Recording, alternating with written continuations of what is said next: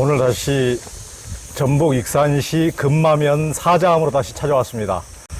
우리 향봉 스님 뵈러 왔는데요. 이 산골 노승의 화려한 점심, 이 책이 지금 나오자마자 불교계의 최대 지금 파란을 일으키고 있습니다. 지금 베스트셀러로 읽어보면은 또 유튜브 듣는 맛하고 전혀 다르고 굉장히 글맛이 이번에 이제 그 불광출판사에서 새로 지금 책을 냈습니다. 산골 노승의 푸른 목소리.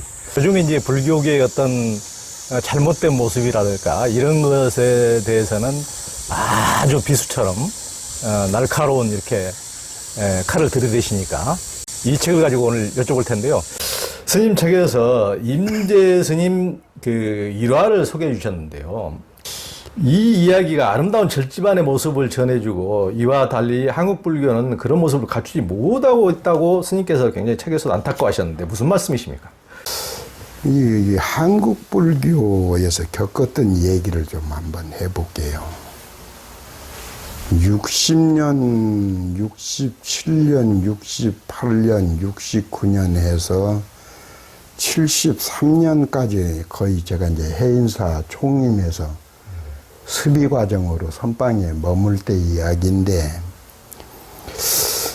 그때 이제 방장으로 계셨던 성철 큰 스님께서는 무슨 이유에선지는 모르지만은 서울대를 졸업하고 발심을 해서 해인사에 와서 행자 생활하는 사람이 하나에서 열에 이르기까지 성철신 제자가 됐어요. 이제 한 번 정도는 고암 스님도 계시고 존경하신 예를 들어서 좋은 분들 많아요. 뭐 자운 스님, 영암 스님, 뭐 훌륭한 분들이 많았어요.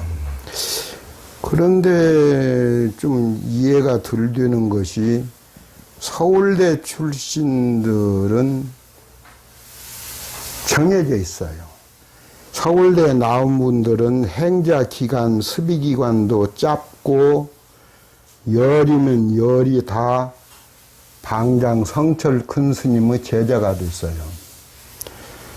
오늘날에 되돌아보면 서울대 출신들 단 한 명도 승복을 걸치고 승려로 남아있는 사람 없어요. 뭐 원택 스님 같은 경우에는 연세대 나오신 분이고, 천재 스님 같은 경우에는 동진 출가하다 보니까 학영과는 관계가 없는 어른이고, 제가 통도사에서 행자 생활을 할 때 이미 백양사에서 삼위계를 받고, 백양사는 내가 오래 머물 도량이 아니다는 것을 깨닫고 통도사로 가니까 이 대체승들이 입는 가사는 빨간색이에요. 조계종의 비구승단에서 입는 옷은 가사 색깔이 다르잖아요. 그리고 오히려 그 가사를 보여줌으로 인해서 호되게 혼이 나고 행자생활 다시 하라고 해서 다시 하는데, 그러면 저는 이제 행자로서는 좀 고참일 거 아닙니까? 백양사에서 했었으니까. 그런데 신기할 만큼 제가 말썽을 일으키거나 무슨 저항을 하거나 대중화합을 깨뜨리거나 싸움을 하거나 그런 일이 없는 모범 행자인데도 대학 출신, 교수 출신, 이 사람들은 내 밑에 온 후배 행자들인데도 위에 주지나 조실이나 큰 스님들, 그 사람들만 우선권이 주어져요. 이번에는 나도 이제 승려가 되겠지 해도 그 명단에 저는 빠져 있어요. 그 항의하죠. 왜 저는 1년 반이 넘었는데 저를, 딴 사람은 6개월 넘으면 저를 그러세요 하니까 왜 차별하세요? 너는 학력면에서 좀 뒤져. 그러니까 위에 스승들 분들이 저 행자도 내 제자로 삼겠다고 선택해 주질 않아, 너를. 그러니까 너는 앞으로도 1년이든 2년이든 위에 스님들이 너를 선택할 때까지는 부엌에서 밥도 하고 국도 끓이고 반찬도 장만해야 한다. 그 서름을 많이 받았어요. 받아줄 사람이 없어서. 한 번은 어느 스님이 안 됐다. 지금 너하고 같이 행자 생활하던 후배들도 정식 승려가 돼서 강원에서 승가대학에서 공부하는데 참 지켜보기가 딱하다. 너 저 의장님이 한 분 계시는데 그분은 승격도 없을 거다. 왜 그러냐면 취처 가정이 있는 분이야. 부양 가족이 있는 분이야. 그러니까 네가 저분 앞에서라도 괜찮으면은 인연을 맺어준다면 내가 그분한테 가교 역할을 해 줄게 해서 수년이 지난 후에 정식 비구 스님 같은 승려다운 승려가 저를 선택한 게 아니라 가족이 있는 분이 저를 선택해도 제가 받아들 수밖에 없어요.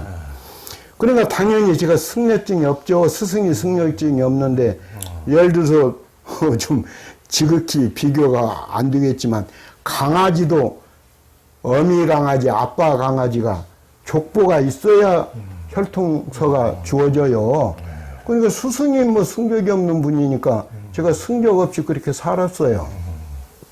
그 당시에는 그게 허용이 됐고, 그래서 제가 불교신문에 26살에 편집국장으로 임명받을 때사 승격이 없으면 안 돼. 그래서 이제 월주 스님하고 인연을 승려된 지 10수년 후에 정식으로 인연을 맺습니다. 그러니까 이게 한국 불교도 제가 볼 때는 그렇습니다. 제가 볼 때 승려가 법거량이라도 하기 위해서 착 들어선 거 보면 저게 내 상대인지 아닌지 탈것만큼도 망설임 없이 알아봐줘요. 예를 들어서 백양사 야단법석을 실상사에서 8월에 하고 9월에 야단법석을 한다고 2차 야단법석 할 때인데 소문이 막 흉흉해요. 무슨 소문이냐. 선방 대표 100개 넘는 선방 대표들이 향봉이 방자함을 용서할 수가 없다. 무례함을 용서할 수가 없다. 향봉이 옷 벗기기 위한 그런 특별 조까지 짜졌다는 말이 들려올 때예요. 백양사 주지가 전화가 와서 향봉 스님 오늘 그 입제하는 날인가 빨리 오시긴 오셔야 하는데 서둘 일이 있어요. 왜 뭐가 서둘러요? 내가 그 시간까지 갈 텐데 아니에요. 한가하게 그렇게 말하지 마세요. 지금 선방 대표 7명이 장성 휴게소에 와서 백양사 주지한테 전화했는데 향봉이 들춰박아서 이게 몇 건짜리인지 기대치에 미다르면 장군육배로 후려쳐서라도 향봉이를 묵사발을 만든다. 그 특별조가 온다. 그때 이제 뭐 얘기 전에도 한번 했으니까 제가 쫙 가서 보니까 내 상대가 아니라고 느낀 것은 이분들이 대단한 분들이 좀 현재 전에 이름을 밝혔으니까 2번 밝힐 건 아니죠. 선방계에서는 이미 다 알려진 일이니까. 제가 문을 척 열고 가니까 백양사 총림 대중이 100명, 150명이 쫙 큰 방에 이렇게 앉아 있는데 저를 혼쭐 내러 온다는 스님 5분이 가사장삼을 입고 있더라고요. 딱 그 보는 순간 내 상대가 아니죠. 만일 내 상대라고 할 것 같으면 그분들이 내 후배도 아닐진데 두루마기 걸치면 어떻고 저고리 걸치고 있으면 어떻습니까? 평상복을 있어서 향봉이가 우리 상대가 된다고 하지 않으면 시골 촌 여자가 과하게 화장할 필요 없잖아요. 그러니까 착 보는데 5명은 내 상대가 아니야. 그렇죠.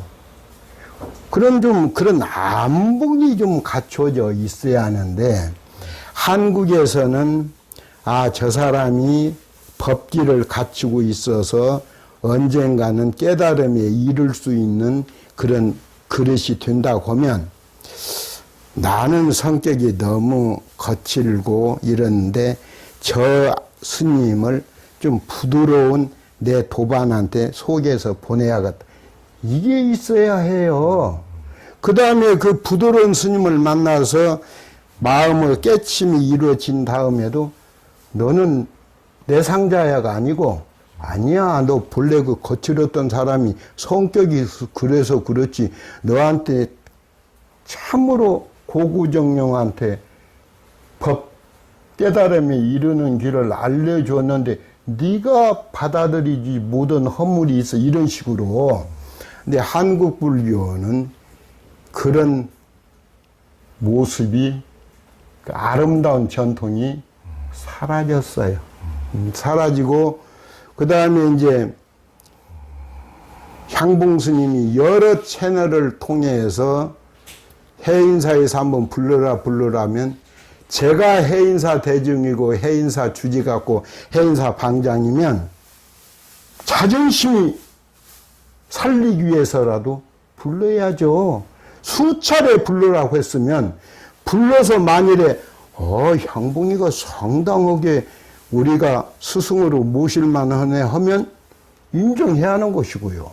또 그렇지 않으면 향봉이한테 회초리 장군죽비를 내려야 하는 것이고요.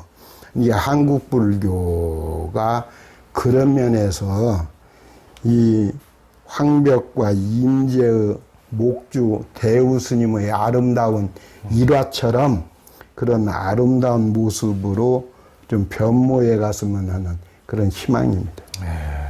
정말 누구에게도 들어볼 수 없는 말씀을 참 해주시네요. 이제 성철 스님 같은 경우는 서울대 출신이 다 나가신 건 아니고, 제가 알기로는 원영 스님이라고 서울대 생물학과 나오신 분이 이제 지금도 이제 있긴 있고. 어디 계세요? 저 하남 정심사인가? 성철 스님께서 확실히 이제 명문대 출신만을 선호하신 건 사실이고요. 대부분 이제 그런 좀 독차지하는, 세속적으로 보면은 그런 욕심과 그런 것을 독차지하는 그런 마음이 로 이제 사람들이 볼 수밖에 없게 그렇게 하신 것 같고, 하여튼 이제 그런 경우도 있고, 그뿐만 아니고, 그러니까 큰 스님들이 이제 상자도 명문대 나온 사람을 이제 독차지하려는 그런 거라든가, 그래서 참 그런 것 때문에 다툼도 많이 일어나고, 어디 큰절이든지 방장 스님이 독차지하고 그런다든가, 예전에 그때 큰 스님들 당시만 해도 또 비구니 스님들 간에도 큰 스님 딸이거나 세간에서 부잣집 딸이면은 그냥 공양간 들어가지도 않고 패스하고 공주님 대접받고, 그 세간에서 그냥 힘들다가 밥 한 끼 주려고 이제 출가하면은 완전히 절에서도 부엌뜨기 취급하고 그렇게 하고, 그러니까 그런 모습을 보면은 부처님 2500년 전에 이제 카스트를 완전히 또 왕의 자식이면서도 출가해서 걸사 비구로서 이렇게 살아가시고, 모든 그런 카스트 시스템을 부정하시고, 만 중생의 만 생명이 똑같이 평등하다는 그런 근본 가르침과도 철저히 어긋나시고, 또 이미 오조 홍인대사께서도 새까맣고 못생긴 오랑캐 같은 행자가 오니까 남방 오랑캐도 부처 종자가 있느냐 이렇게 그렇게 물어볼 만큼, 그랬음에도 불구하고 당당히 견성한 그런 선례가 있음에도 맨날 육조대사를 밥 먹듯이 언급하면서도 그렇게 카스트 시스템과 똑같이 그렇게 안에서도 부자를 선호하고, 세간에서 조금이라도 높은 지위에 있는 자제분을 선호하고, 명문대 내온 사람을 선호하고 차별하고, 이런 모습을 보면은 이 나라에서는 불교가 큰 종교 같지만은 동학에 이미 200년 전에 벌써 최재우 대신사는 깨달음을 얻고 두 노비를 하나는 수양딸 삼고 하나는 큰 며느리를 삼았는데 그것에 비하면 불과가 형편없죠, 모습이. 그러니까 스님께서 이렇게 따끔한 말씀을 한 게 저는 100% 공감이 갑니다. 반발하실 분도 있겠지만은 참 안타까운 대목이죠. 예.